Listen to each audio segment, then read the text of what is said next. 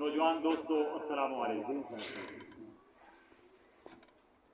मेरी शुरू से एक आदत रही है जो बहुत सारे लोगों को बुरी लगती है कि मैं सिर्फ गोली या इंजेक्शन देके वक्ती इलाज का कायल नहीं है।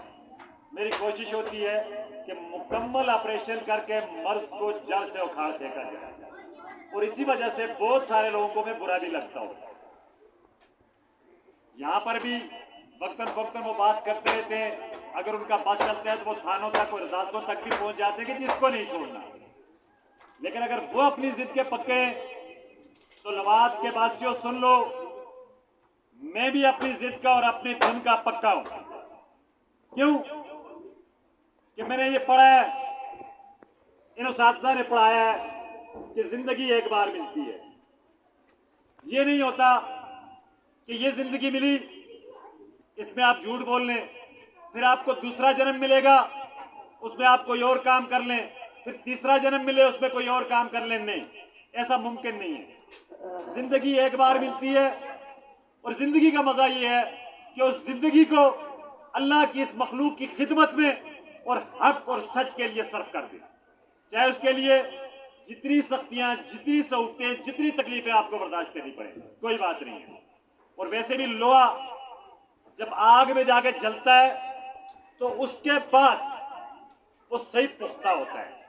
तो अगर किसी के ज़हन में ये था या है कि किसी जबर, किसी जुल्म, किसी सितम, किसी मुनाफिकत के जरिए तारक शाह को हक कहने से रोक दिया जाएगा, तो ये उसकी खाम ख्याली है।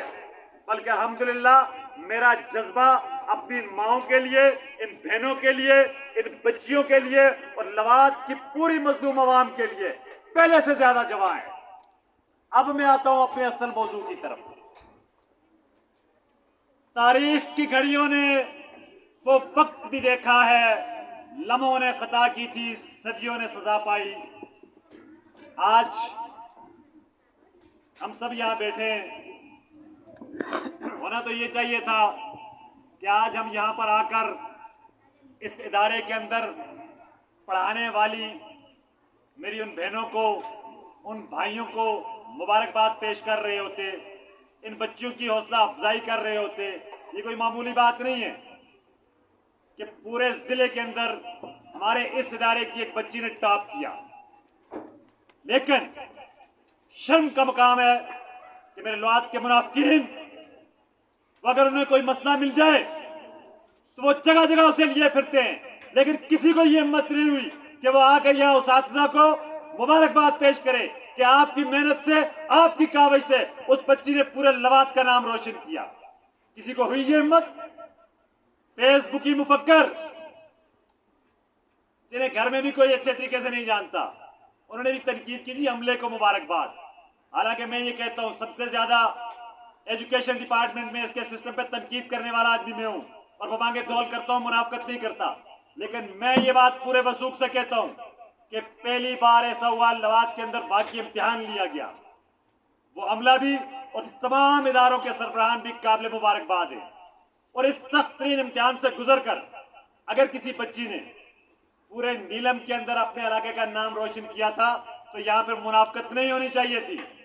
उसको मुबारकबाद खुले दिल से उस बच्ची को भी देनी चाहिए थी, उन उस्ताद को भी देनी चाहिए थी। लेकिन क्या करें कि हम आदत से मजबूर हैं। दोस्तों, सब पढ़े लिखे लोग बैठे हैं, मैं अल्लाह का वास्ता देकर एक गुजारिश करता हूं।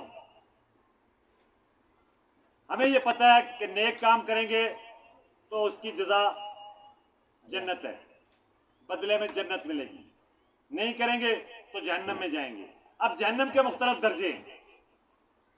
सिख भी जहन्नम में जाएगा, ईसाई भी जहन्नम में जाएगा, यहूदी भी जहन्नम में जाएगा, तेरिया भी जहन्नम में जाएगा, आग को पूजने वाला भी जहन्नम में जाएगा, सूरज को पूजने वाला भी जहन्नम में जाएगा। लेकिन सबसे खतरनाक बात, हम में से भी कोई जा सकता है। हालांकि हम कहते हैं हम मुसलमान हैं, लेकिन जा सकता है। और वो बदबख्त कौन होगा? वो मुनाफिक होगा जो जहन्नम के सबसे निचले गड़े में जाएगा। तो कोशिश करें। मेरी बात अगर किसी को बुरी लगती है तो मैं बाज नहीं होऊंगा, मैं मांगे धौल कहूंगा, सामने कहूंगा। लेकिन मुझसे कोई आदमी ये उम्मीद ना रखे कि मैं उसकी पीठ पीछे बुराई करूंगा। नहीं भाई, ये मुझसे नहीं हो सकता, क्योंकि ये काम मुनाफिकों का होता है। तो अल्लाह से दुआ है कि अल्लाह हमें मुनाफिकों की सफ में से न उठाए। अब ये जो करंट इशू है हमारा, हम कितने बड़े तुरम खान बने फिरते हैं। हम हर जमात के अंदर ये सोचते हैं, मेरी सोच ये है कि मुस्लिम लीग मेरे बगैर नहीं चल सकती, किसी और की सोच ये होगी कि पीपल्स पार्टी उसके बगैर नहीं चल सकती, कोई तीसरा तुरम खान यहाँ बैठा होगा वो कहेगा पीटीआई उसके बगैर नहीं चल सकती। तो अच्छा, मेरा भी एक सवाल है, ये जमातें तुम्हारे बगैर नहीं चल सकती तो इन्होंने किया क्या? इस वक्त सब हम यहाँ बैठे हुए हैं, बुद्धू बन के बैठे हुए हैं। सबसे बड़ा बुद्धू मैं अपने आप को तस्वर करता हूं कि मैं वोट देते वक्त इलेक्शन के टाइम पे सबसे अगली सफ में होता हूं, मेरा लीडर जीते उसके नारे लगा रहा होता हूं, उस पर आंच नहीं आने देता। आज मेरी बच्चियां, मेरे लवाद की बच्चियां यहाँ बेयारों मददगार बैठी हुई हैं, मेरा लीडर किधर है? सबसे पहला सवाल मैं अपने आप से करता हूं। इसी तरह आप लोगों के अंदर अगर अखलाक की जरूरत है तो आप भी अपने गिरबानों में झांके और ये सवाल पूछे। हमने महकमों की आदत खराब कर दी है। यहां एक्सचेंज का मामला आया, क्या हम में से किसी ने वोट नहीं दिया? हम में से किसी का कोई लीडर नहीं है, हम कोई लावारिस मखलूक हैं? हमने चंदे किए, मेरे लवाद के लोगों ने अपनी जेब से पैसा निकाल के दिया, हालांकि वो लोगों से नहीं लिया जाना चाहिए था, लेकिन मसलियत के तहत, मजबूरी के तहत कि हमारा काम हो जाए, हमने वो पैसा दिया। महकमे की आदत खराब की। उसके बाद रोड की बात आई, या कोई हुकूमत नहीं है, तीन एमएलए बैठे हुए हैं। वो कराची वालों की एक कहावत है, कहते हैं तीन तिगाड़ा काम बिगाड़ा। जब एक होता था कुछ ना कुछ सुनवाई होती थी। अब शाह साहब के पास जाओ तो वो कहते हैं जी मजर शाह उधर है, मजर साहब के पास जाओ वो कहते हैं मियां वहीद साहब उधर है।